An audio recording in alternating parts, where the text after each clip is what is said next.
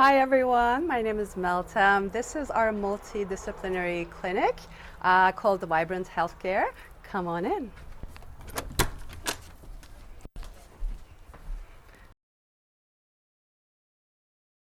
This is my little consultation room. Here are some forms which I'm going to talk about a little bit later when I talk about what I do, Halkins and homeopathy. I suffered with fibromyalgia for about 8 years. I tried everything, and until I met a biotherapeutic homeopath. She did a lot of biotherapeutic drainage, which means detoxification, and I started feeling a little bit better. However, the major change happened when I started Halkins homeopathy. I was very interested in homeopathy. I had entered my life in my early 20s. I had rheumatoid arthritis. I was diagnosed with it. Allopathic medicine tells you that there's no cure for it. And for me, I was like, I am not believing that. I was like, I know there's a cure for that out in this world, and I'm going to find it. And so in my early 20s, for rheumatoid arthritis, I had met a homeopath, which kind of opened my eyes into things that I wasn't aware of until then, and that there was something else out there that could help me.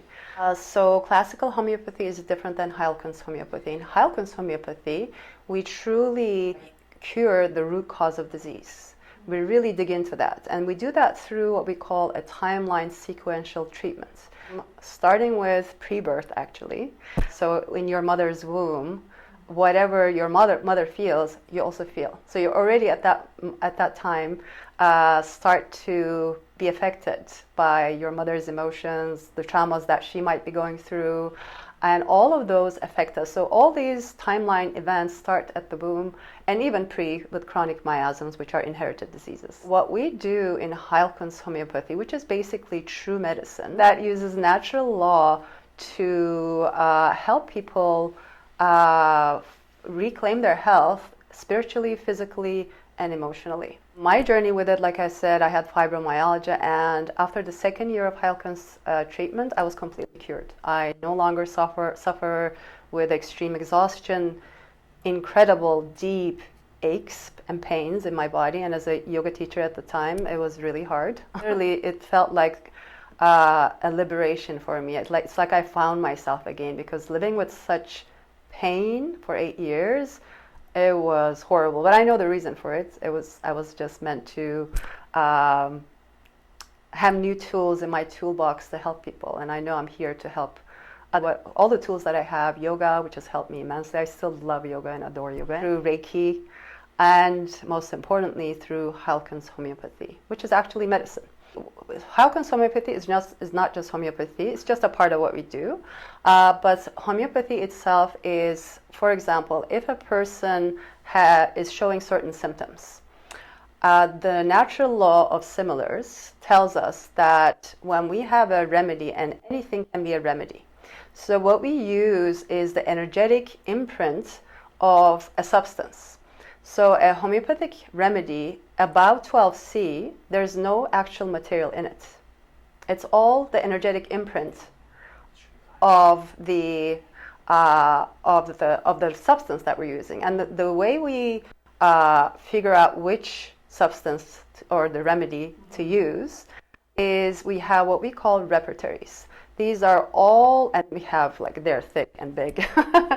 So for each substance, let's say arsenicum is actually a poison, but because we only use the energetic imprint of it, there is actually no side effects of it, absolutely none. So if a person is going through a certain symptoms, we ask the person for that reason what they're going through, what symptoms. Somebody comes to me with flu. I have to ask this person, in order to give the exact remedy that is similar to the symptoms that this person is exhibiting.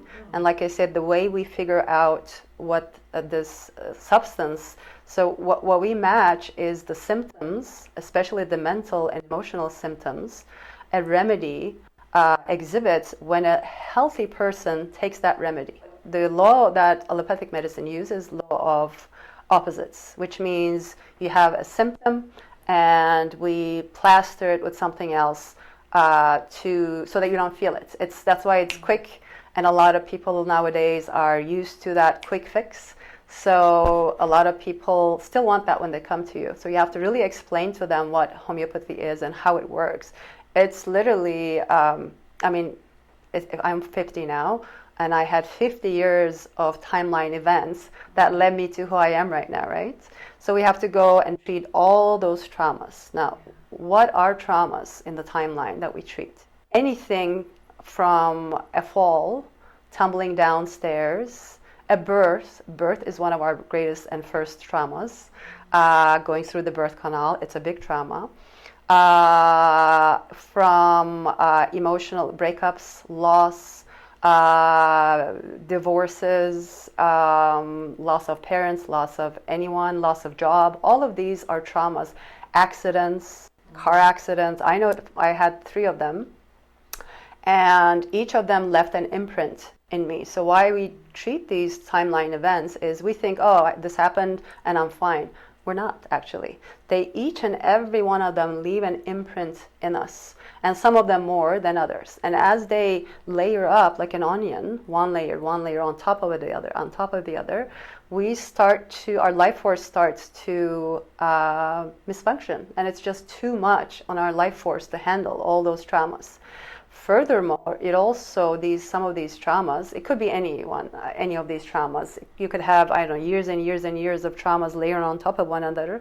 And then it could be, a lot of people say, oh, I never felt better since that day. But it's just the last last drop on that water that was about to spill over. And that's what happens, that one last drop, and then the water begins to spill over, which means the person, an inherited chronic miasm, for example, which are arc maladies, which are diseases that we inherit from our grandparents, parents that we come to this world with. These are triggered, and then all these chronic diseases begin to surface up. So a lot of these chronic issues that people suffer from are a result of a mix between our traumas, triggering our chronic miasms that usually lay latent in our body. We are born with a disposition to these chronic miasms. So if, for example, I come to this world and I have parents or grandparents who had high blood pressure, diabetes, who had cancer, died of cancer, then I know that I am predisposed to these chronic miasms, and at some point there is a high possibility, if I'm not treated with homeopathy, and I don't take care of and we treat the chronic miasms too. After we do the full timeline treatment from the most recent trauma to pre-birth, we go into the chronic miasms and treat those as well, so that they don't at some point pop up in somebody's life and affect them chronically. Fibromyalgia is a chronic issue. These are actually all symptoms. They're not true diseases. True diseases lie much deeper, like in chronic miasms or in these traumas that we live through that actually leave these imprints in our life force, so that at some point certain pathic diseases we call secondary diseases begin to pop up, and that's when we start getting really sick. Furthermore, there's something called homotoxicology, and we do a lot of drainage in homeopathy. So like I said, Halcon's homeopathy is not just one thing. It includes biotherapeutic drainage. When somebody comes to me first, they get all these, before they even come to me, they get these questionnaires. One of them is just basic information, and I'll just quickly go through them.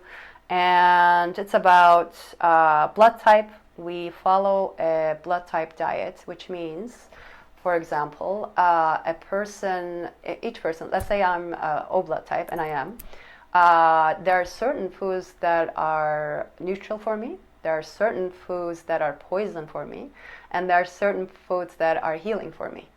And this is in Deadama's book, Eat for Your Blood Type, and it's fascinating. So when we eat against our blood type, especially if you do this for longer periods of time, when you're younger, your immune system is stronger and it doesn't affect you as much. But as we get older, and we still go against what we're what is best for us. For example, coconut is not great for me. For example, potatoes are not great for me. Grains are not great for blood type. However, all the red meats are good for the O blood type. So when I eat, or any blood type, when they eat something that is poisonous for them, we call it poisonous, but that is not good for us, then it thickens our blood.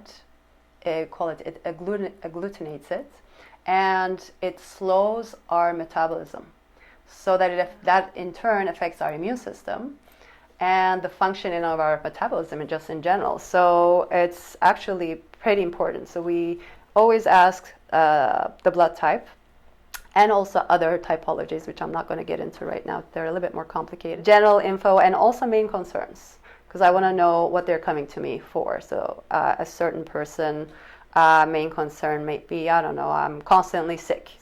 So these are things that we have to first take into account while we're doing the timeline treatments. So we have a specific remedy for each emotional traumas that a person goes through.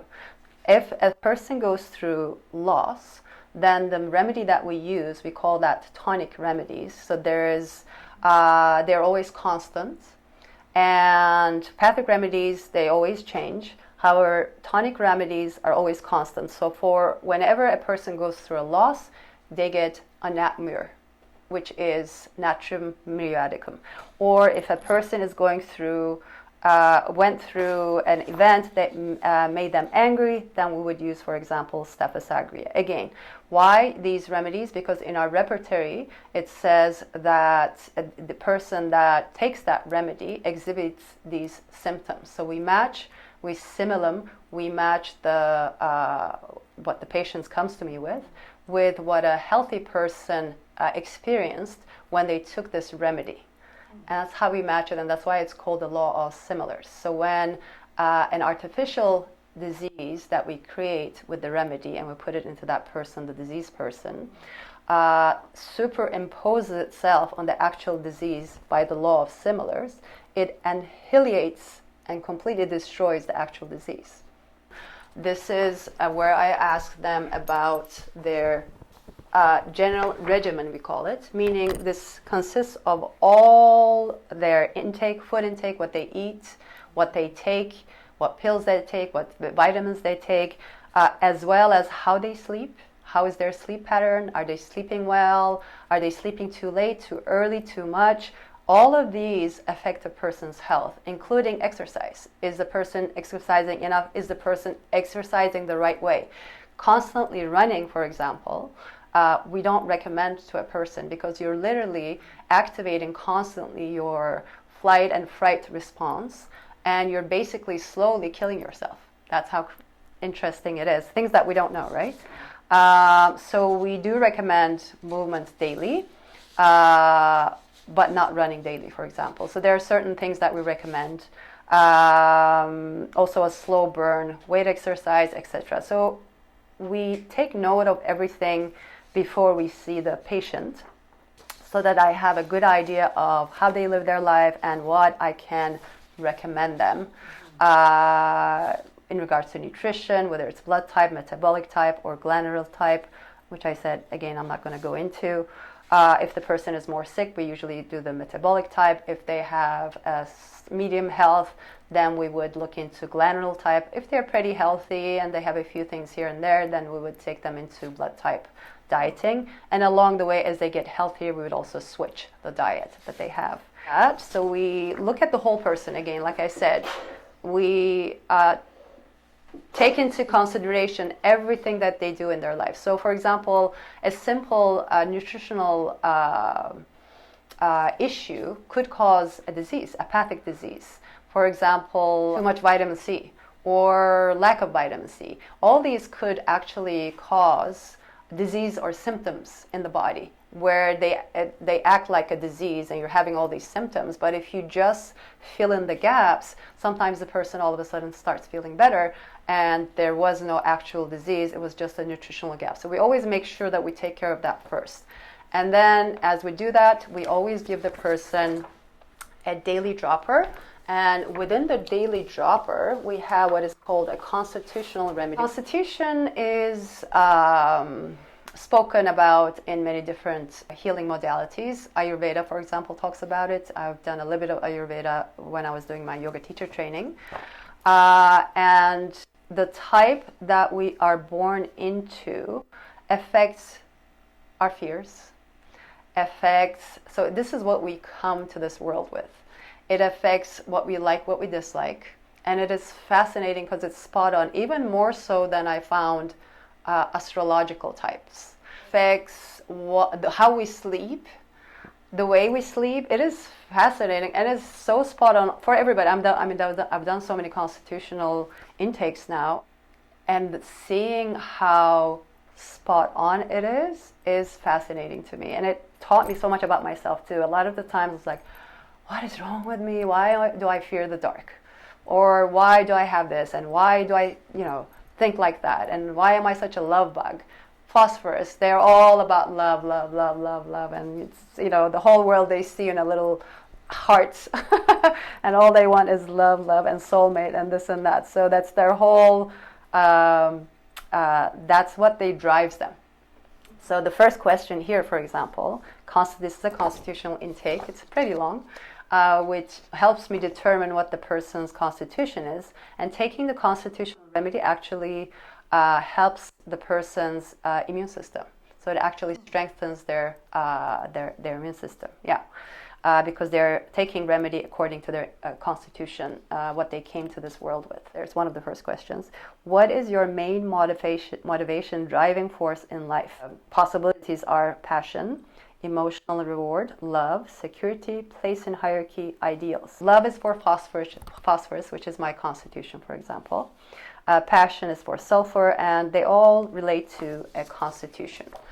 There's also derailed or diseased constitutions. So, for example, if somebody goes through, we all go through traumas, but somebody severely heavy emotional traumas for a prolonged period of time, then this person, the way they came, we call this genotypes, the constitution that they came here with begins to shift into what we call a phenotype. And that is a diseased constitution. It's basically their armor. They put on an armor, a layer, so that they can survive in this world. It's basically a protective mechanism for the person to put on so that they can continue existing in this world, because they had all this trauma and they feel the need to layer up, right? So that's the phenotype, and it literally changes the way the person sees the world. They start seeing the world from a different lens. That's what constitutions do for you.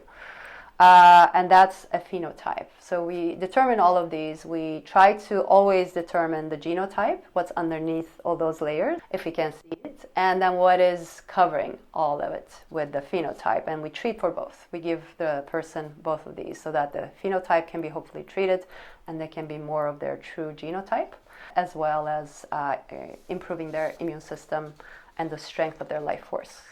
And in a nutshell, this is basically what we do. The most fascinating part is I'm able to talk about it from a true experience. So I'm still going through the treatment. I'm in my chronic miasms now.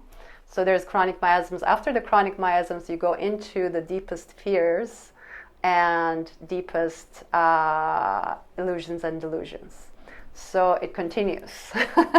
And through the timeline treatment or chronic miasmatic treatment, these things sometimes begin to pop up all of a sudden. Out of the blue, this deep fear begins to pop up, and the practitioner is able to see it with the symptoms that it brings up, because we also have remedies for these deepest fears and deepest illusions and delusions. There are specific remedies that we use. So as they pop up, through the time, as we do the timeline treatment, we also treat for those, and then when we really delve into the deepest fears and illusions and delusions part, then we truly treat them directly.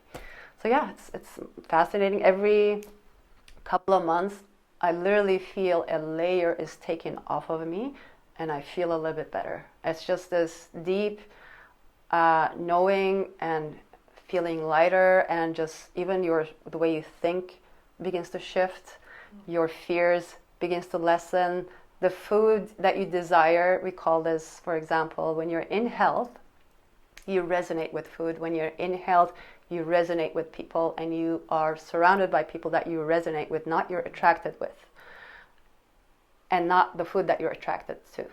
So attraction is actually a sign of disease. For example, if I'm constantly attracted to food that are not healthy for me, or people that are not healthy for me, then there's something in me that needs to be treated, so that I begin to want deep inside, personally, things that are good for me. So I don't have any more sugar craves, for example. It's, as my own practitioner told me at the beginning, as we learn this healing art, we also continue going through the treatment. Told me at the time, I was asking, when are these, when am I going to start to want to eat healthy and, just be better at it. And when does it get easy? And it got easy. It was fascinating. It's just, I just don't desire those things that are bad for me anymore. Same thing with alcohol and this and that. So yeah, it's just, you just begin to love yourself more and just feel more lighter and have a brighter look at life. And those things that weigh you down begin to simply lift off. And each layer that it lifts off, you just feel a little bit better and brighter and happier. Healing is a long-term journey. If the client wants to continue, they are having amazing results, and they do. Sometimes they see it, sometimes they don't. Then they stay until we go down to the deepest fears and illusions, and then we let them go. And then they come back to us for acute issues if things come up. Oh, I have flu. Oh, I have this, I have that. Once we go to the bottom of the stuff, the fears and the illusions and delusions, and they're free to go. They're on their own until they need me again. So yeah, so there's an end to it. But whether everyone is patient enough to go through all of it, or whether sometimes healing reactions happen, and sometimes people don't want to deal with their fears, deepest fears and illusions and delusions and whatnot. When stuff come up, sometimes people get scared and they leave. So it's all up to the patient how long they want to go on. So as the person comes and starts to go deeper into those deeper layers of fears and illusions, there are certain ways that we treat them, not just homeopathically with remedies, but to make them understand what they're going through, and to reflect them that what they're feeling is not true. So showing them the opposite, making them believe that what they're going through is just a phase, and it's a delusion and an illusion, and that's just the way they see it, because that's what they came to this world with. But it can be cured and it can be healed. So there's a counseling, therapeutic education part to apart from treating all of these illusions and delusions homeopathically with remedies. If somebody comes to me and says, I'm only coming for my thyroid issue, I can tell that person we don't treat just for one issue. What you're experiencing is so much deeper. It's just a symptom of an issue that is deeper within you. So when we treat and go through the timeline, at some point, that issue will also clear itself. However, as I treat your timeline, I also give you support for your thyroid. However, you decide at some point when, because I will ask you, for example, to keep going and doing your tests. At some point, you will need less and less of your medication. You will have continuous contact with your naturopath, probably, yeah. Continue the tests, and at some point, as you need less and less and less of it, at some point you'll actually feel confident enough to leave the medicine. But we never tell the person that comes to me, I'm taking high blood pressure medication, to leave it. We don't recommend it, actually, because that's really dangerous, because they're used to a certain way, they're used to taking that medication, and if you just do it, what do they call that? One day to another, just cut it off, right. It's really dangerous. So we absolutely do not recommend that. We support the person through the process to give support for that issue they came to me with and that they're taking medication for. And as we go through the timeline and the treatment and they start feeling better, and as we start going towards the root cause of the reason why they actually have that issue, then it automatically begins to, they start needing it less and less. So ask the patient to go and test to see if they really need that much of that medication. Maybe they need now half of it. Maybe they need a quarter of it at some point. And at some point, hopefully the ideal is, of course, for them to leave the medication. But again, we always leave that up to the patient, and we never force it, because it's actually not healthy. It can be very dangerous. Yeah. When I first started this, we had to go through what we call clinical or practicum. So you have to treat 10 patients and for about 8 months, and just note their results, what you prescribe to them, and how they progress through it. 80% of them continued with me. So 80% had life-changing, within the 8 months, life-changing shifts in their health and in the health of their children, and sometimes it was a whole family that saw me. Sometimes it was a mother and child, a daughter. Sometimes it was just a single person. So 80% of them. The other 20%, because they continued taking allopathic medicine, they stuck to what they believed in. It was harder to get through to them, and they couldn't quite understand the effects of it because they were still doing other things on the side. But yeah, 80% had literally life-changing shifts in their health. So from my own experience, I can talk about in my first initial, and I was still a newbie then, 80% continued with me and still continue with me with their treatment. So yeah.